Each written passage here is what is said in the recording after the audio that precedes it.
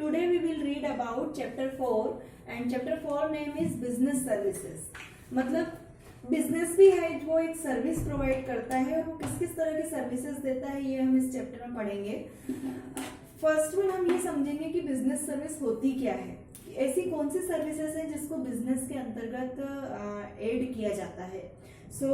Service sector, जितने भी service sector हैं इसमें से सारे जो सेक्टर हैं वो सभी बिजनेस के होते हैं, क्या ये पॉसिबल है? तो अब हम ये पढ़ेंगे कि सर्विस सेक्टर ऐसे कौन कौन से होते हैं जो बिजनेस सर्विस के अंतर्गत आते हैं। तो service sector includes commercial firms engaged in banking, मतलब जो बैंकिंग सेक्टर है ये पूरा क्या है, बिजनेस सर्विस है। देन कम्युनिकेशन पार्ट भी इंक्लूड होता है बिजनेस सर्विस में। ट्रांसपोर्ट जितना भी होता है वो सारा बिजनेस सर्विस के अंतर्गत आता है। देन इंश्योरेंस आपने सुना होगा, life insurance, fire insurance, marine insurance, ये जितने भी तरह के इंश्योरेंस होते हैं, LIC पॉलिसीज होती हैं, ये सारी भी किसके अंतर्गत आती हैं, बिजनेस सर्विसेज के अंतर्गत। The services sector constitutes the basic infrastructure which is a must और smooth flow of business activity. अब ये सारे जो सेक्टर हैं ये सब बिजनेस के अकॉर्डिंग वर्क करते हैं। जैसे बैंकिंग लोन प्रोवाइड करता है, बैंकिंग आपके डिपॉजिट को रखता है, बैंकिंग आपको आपकी मनी विड्रॉल करके देता है जब जब आपको उसकी रिक्वायरमेंट होती है। तो क्या ये फ्री ऑफ कॉस्ट कर रही है? जितना भी इंश्योरेंस होता है, LIC पॉलिसीज आपने देखा होगा कि जितने भी बीमा पॉलिसी के जो एजेंट होते हैं वो आपके घर पर आते हैं और आपसे अमाउंट लेकर जाते हैं। तो ये जितना भी वर्क कर रहे हैं ये एज अ बिजनेस एक्टिविटी कहलाती है और इस तरह की बिजनेस एक्टिविटी करने से क्या होता है, कंट्री में ग्रोथ होती है। तो ये सारे सेक्टर क्या कहलाते हैं, business service. Then in the recent past the role of service sector in the Indian economy is growing faster than agriculture and industry. हमने ये देखा है कि इंडिया में 75% लोग किस पर डिपेंड है, एग्रीकल्चर पर डिपेंड है, देन इंडस्ट्री पर डिपेंड है। लेकिन अभी कुछ ही टाइम के अंतर्गत ये देखा गया है कि एग्रीकल्चर और इंडस्ट्री से भी फास्ट बिजनेस सर्विस जा रही है। जैसे कि ई-बैंकिंग आपने सुना होगा, आजकल तो सारा वर्क जो होता है वो इंटरनेट के थ्रू ही हो रहा है। आप घर पर बैठे बैठे आप किसी को पे कर सकते हैं, आप अमाउंट लेन कर सकते हैं, विड्रॉल कर सकते हैं, डिपॉजिट कर सकते हैं, आप अपने घर के सारे बिल्स, इलेक्ट्रिसिटी बिल्स पेमेंट कर सकते हैं, गूगल पे के थ्रू आप इजीली सारा वर्क कर सकते हैं। तो ये सब किस में आते हैं, बैंकिंग सेक्टर में। The signature of services sector is gaining momentum and it has become a major thrust area in the field of business। मतलब इस तरह के जो बिजनेस सर्विसेज हैं जैसे इंश्योरेंस है, ट्रांसपोर्ट है, बैंकिंग है, इन्होंने पूरे बिजनेस को क्या कर रखा है, कवर कर रखा है। तो अब हम इस चैप्टर में यही पढ़ेंगे कि ऐसी कौन कौन सी बिजनेस सर्विस होती हैं जिन्हें बिजनेस का फॉर्म दिया गया है, मतलब वो है सर्विस सेक्टर लेकिन वो बिजनेस की तरह एक्टिविटीज करती हैं। फर्स्ट वन हम पढ़ेंगे कि सर्विस की कैरेक्टरिस्टिक्स क्या होती हैं, मतलब सर्विस जो है उसके कुछ न कुछ फीचर्स होते हैं। क्या फीचर्स होते हैं? First one, intangible. सर्विसेज जो होती हैं ये इसका मोस्ट इम्पॉर्टेंट फीचर है कि सर्विसेज आर इंटेंजिबल, मतलब आप सर्विस को देख नहीं सकते। जैसे आपके घर पर भी आपके फादर या ब्रदर जो भी घर पर हैं वो सब कहीं सर्विस पर जा रहे हैं तो वो सिर्फ ये बोलते हैं मैं सर्विस पर जा रहा हूँ, लेकिन क्या सर्विस को आपने कभी देखा है? ये इंटेंजिबल है, इनविजिबल है। And these can not be seen और टच्ड, मतलब इस तरह की जो सर्विसेज होती हैं, सर्विस जो सेक्टर है इसे आप देख नहीं सकते, इसे आप टच नहीं कर सकते। And we can only feel service, हम सर्विस को क्या कर सकते हैं, सिर्फ फील कर सकते हैं। And we can only experience them, जैसे कि आपने CV करिकुलम वीटे मतलब बायोडाटा देखा होगा, उसमें लिखा जाता है एक्सपीरियंस, वर्क ऑफ एक्सपीरियंस, आपको कितने साल का एक्सपीरियंस है तो वहाँ पर लिखा जाता है 5 years, 10 years, 2 years। तो ये इस तरह से जो ईयर्स लिखे रहते हैं ये सिर्फ फील होता है कि हम इतने टाइम से सर्विस कर रहे हैं।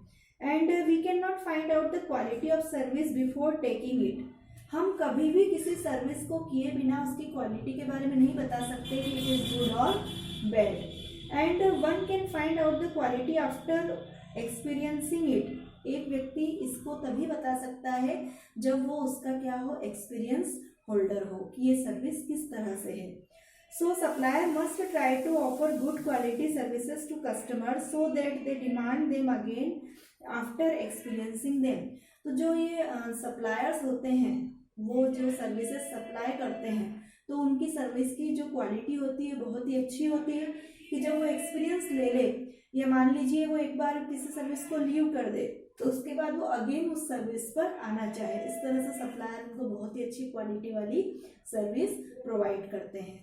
तो फर्स्ट वन फीचर हमने क्या पढ़ा, सर्विसेज आर इंटेंजिबल, ठीक है।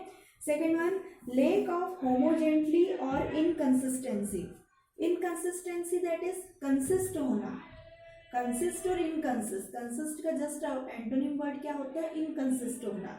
सो services have to be performed each time according of the demands and expectation of each customer.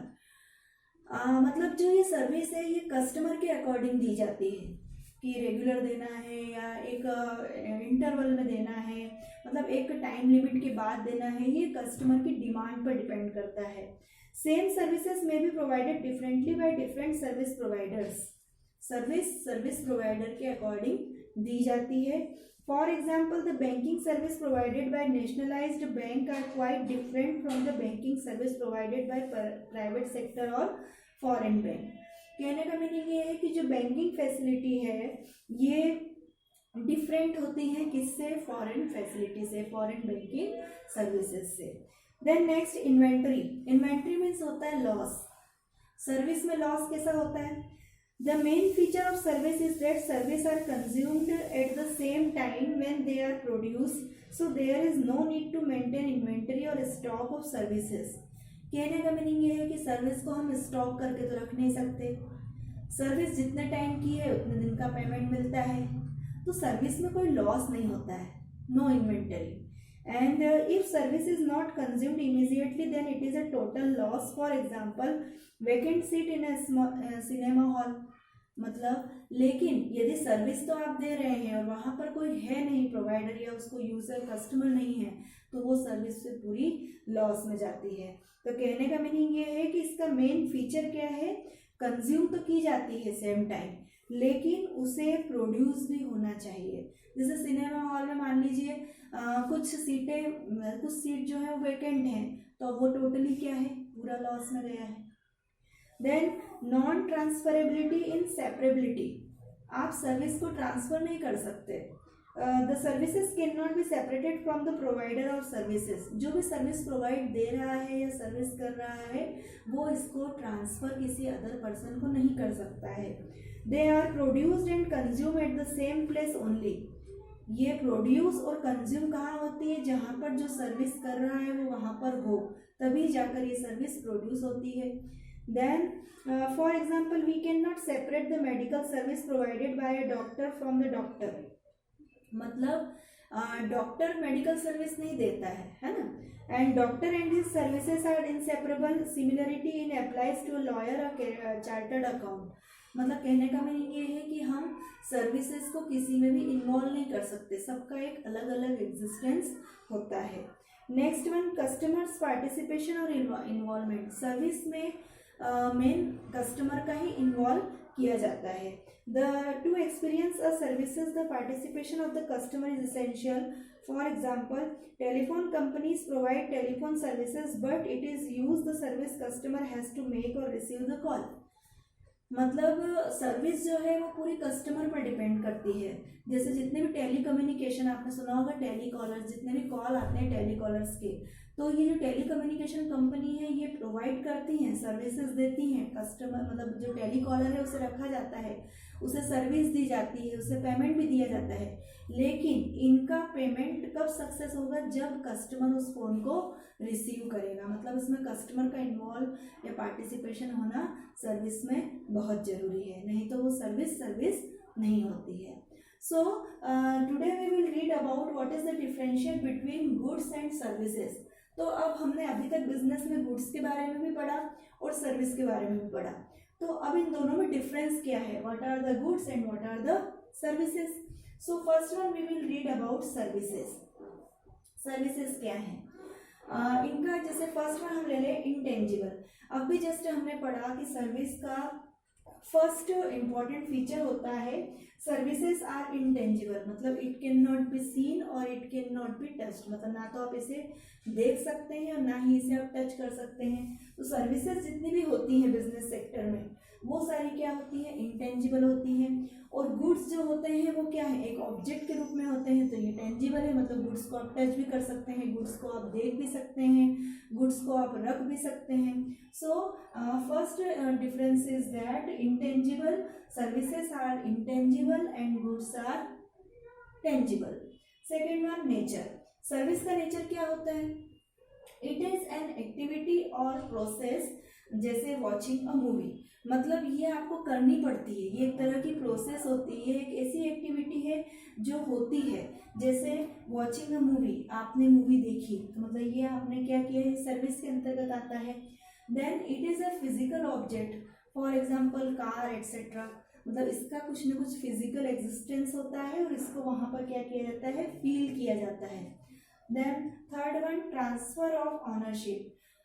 Services में क्या होता है, ownership can not be transferred, मतलब जैसे मान लीजिए जिस पर्सन ने सीवी दिया है, बायोडाटा दिया है, उसी की सर्विस लगती है, अब वो अपनी सर्विस को किसी और को ट्रांसफ़र नहीं कर सकता। तो जो ऑनरशिप होती है सर्विस में, मान लीजिए जहाँ पर वो सर्विस करने जा रहा है वहाँ पर उसको जो काम दिया जाता है उसको उसकी ऑनरशिप है, तो वो उस ऑनरशिप को किसी को ट्रांसफ़र नहीं कर सकता। लेकिन गुड्स को तो आप कर सकते हैं, गुड्स की ऑनरशिप, जैसे मान लीजिए 1000 रुपीज़ का जो गुड्स है वो मेरे पास है, अब मैंने किसी अदर पर्सन को वो 1000 रुपीज़ का गुड्स दे दिया है, तो मतलब उस गुड्स पर मैंने अपनी ऑनरशिप क्या कर दी है, ट्रांसफ़र कर दी है।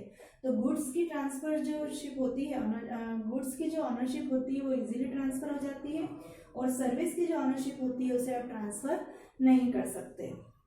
Next one, inventory. इन्वेंटरी क्या, no requirement to maintain inventory. अब मान लीजिए सर्विस में यदि कोई लॉस हो जाता है तो फिर आप उसको क्या कर सकते हैं, फिर से उसकी कोई रिक्वायरमेंट नहीं निकाल सकते। जैसे सिनेमा हॉल है, अब उसमें जो वैकेंट सीट है वो टोटली लॉस है।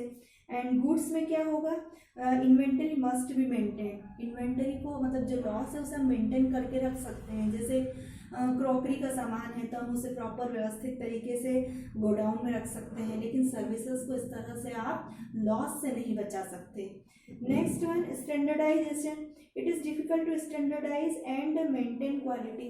सर्विस की क्वालिटी मेंटेन करना बहुत डिफिकल्ट होता है, और गुड्स की तो आप क्वालिटी मेंटेन कर सकते हैं। Next one, type. टाइप में क्या है कि जो गुड्स सर्विसेज हैं ये बहुत ही कस्टमर को दी जाती हैं और इसमें कस्टमर इन्वॉल्व होता है, और गुड्स में कस्टमर इन्वॉल्व नहीं होता है।